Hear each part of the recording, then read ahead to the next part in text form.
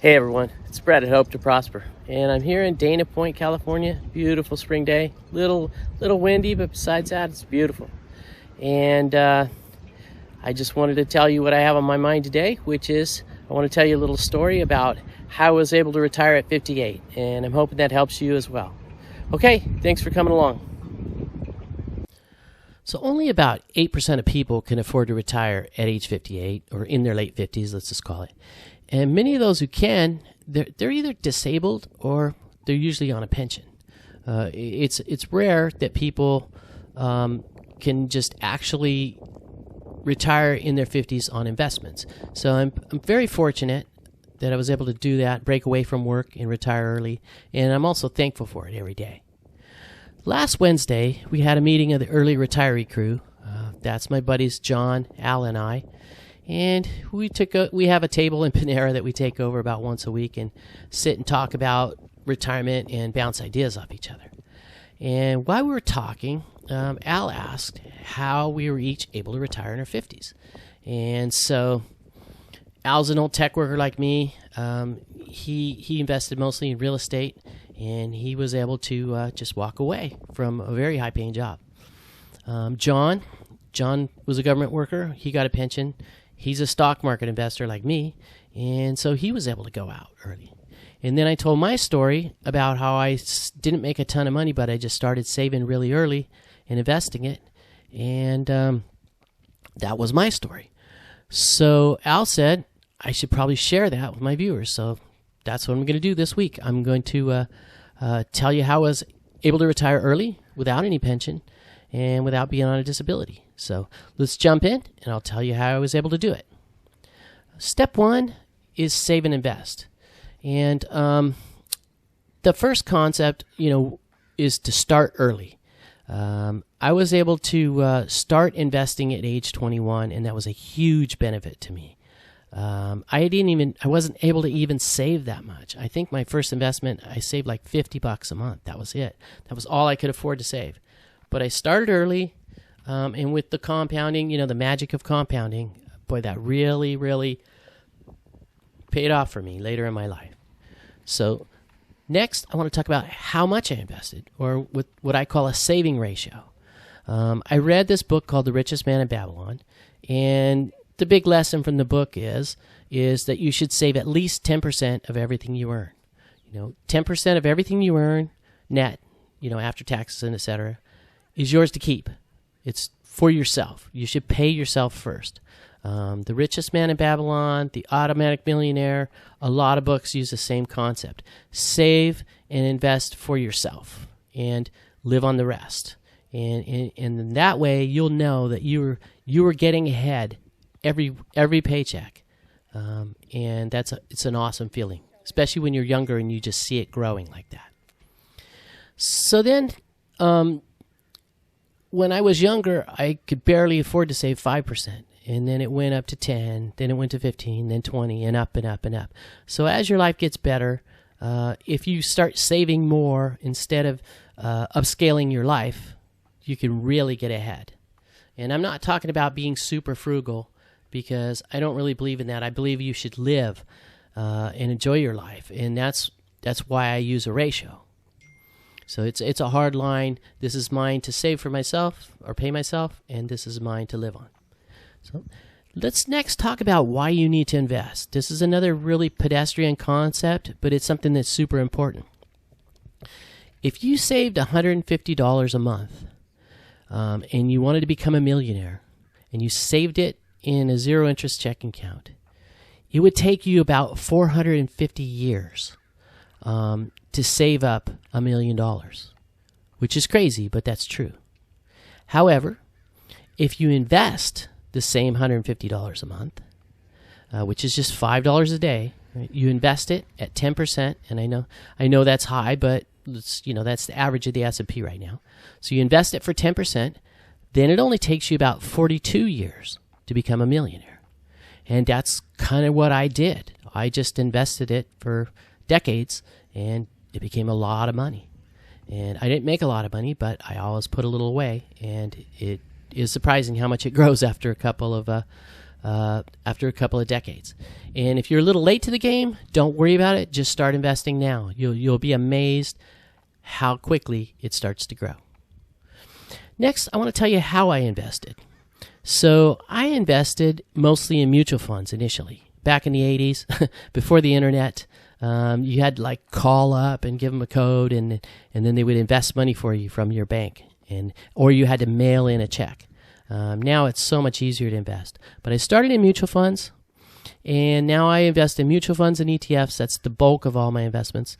But I also have a brokerage account where I trade stocks, and that's only about a quarter of my investments because I want the big stable ship to, like right now, really rough waters. That kind of sells me through, and then I have other money that's kind of like my swing for the fence money. So that's how I invest. Mutual funds. I don't recommend individual stocks unless you really know what you're doing.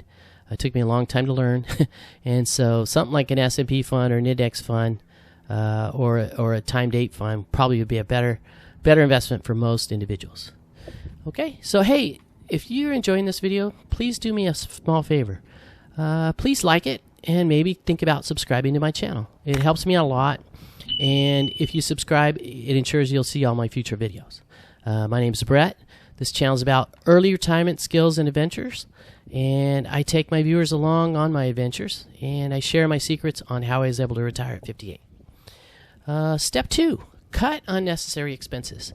This is something that won't be popular with most people, but my wife and I, we drove older used cars, kind of beaters to be honest, for decades. And what I did was I invested the money that I would have spent on car payments, high insurance, full coverage insurance, and California registrations are a fortune.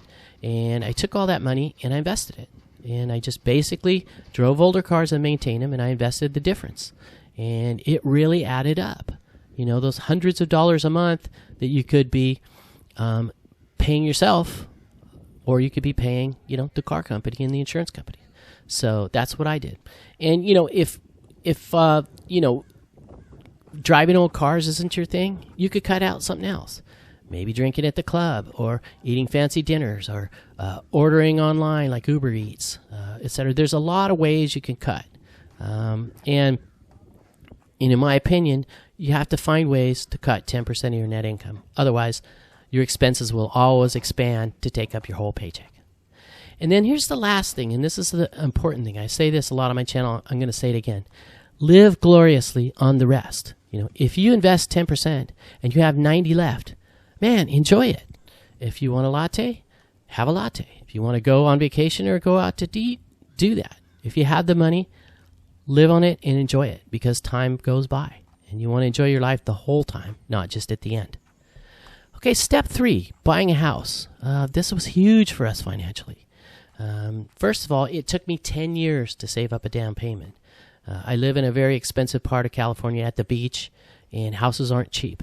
Now they're just a fortune. I couldn't afford to rent my house, but at the time it was a massive task on a single income to save up $30,000 for a down payment on a house at the beach. But thank God I did, because they soon went way, way, way up, and I would have lost that window. So save up for a down payment if you're not doing anything else, and then think about owning a house versus renting. When you buy a house, you lock in your housing costs. If you don't refinance it, your loan costs are kind of going to be the same. Your property tax and insurance might go up a little bit, but you kind of lock in your loan cost.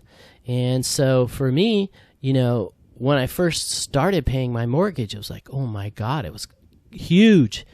And then like a decade later, it was kind of a joke. Like you couldn't rent a studio apartment for what I was paying on my mortgage for a 3-bedroom house. So anyways, you lock in your costs. And that was one of the things that allowed me to save more and more and more. And then the day after I bought the house, it was a 10-year goal to buy the house. The day after I bought the house, my goal became to pay it off. I wanted to pay off my house before I retired so I could live in my house without worrying about losing it, or losing in my job or something else would put my house at risk. And it took me, my goal was 21 years, and it took me 25, but I paid it off. And now I'm living mortgage free. And that is huge, because I probably wouldn't be able to retire. In fact, I wouldn't be able to retire if I had a big mortgage still.